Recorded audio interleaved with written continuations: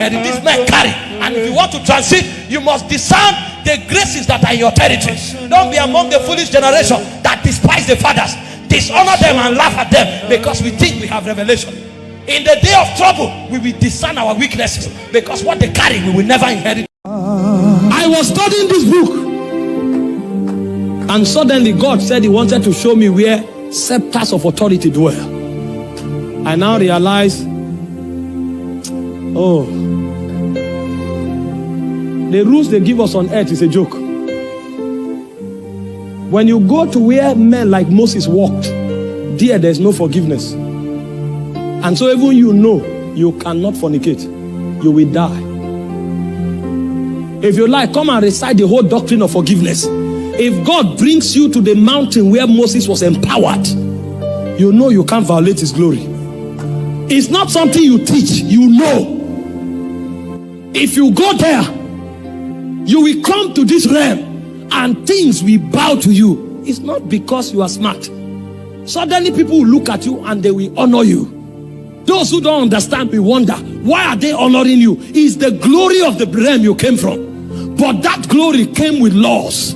You know that here, if you violate the Lord, he will kill you. He will kill you. That's why I said to Moses, you will see the promised land, you will not enter. Because you violated me by the waters of Meribah. You did not sanctify me. And so anybody who studies and that gate opens to him, if he knows, he will even be afraid to enter. Because when you enter, you will come out as a leader in your generation, but you will come with laws.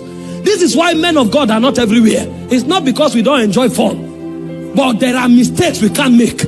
And because I know if I go to the cinema, I will make a mistake, I'd rather not go there. Because if I dishonor his glory, I can die there. And so when gates open, doors of nations open, it's not because you are preaching what nobody is preaching. It's where you have entered. The place you have entered makes even Egypt to open to you. You will come with the rod of God, and no matter what Pharaoh desires, you will step into his palace and you will conquer that nation. Because the power to take over nations have rested upon. Why do you think doors of nations open to people? You think it's because they are preaching what nobody knows? There are no new messages anywhere, but they are fresh messages. They are fresh dimensions. When men step into corridors, the same thing that happened to those who have gone there begin to happen to them. That's why it's mystical, and that's why it's a waste to envy somebody. It's a waste to jealous, because you don't know where he went to.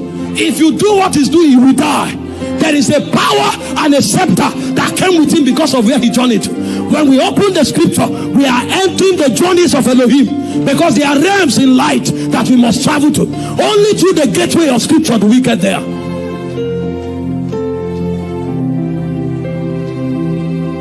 If you have not gone to where Katrikuma went to, you can't weed her mantle. Aliyah.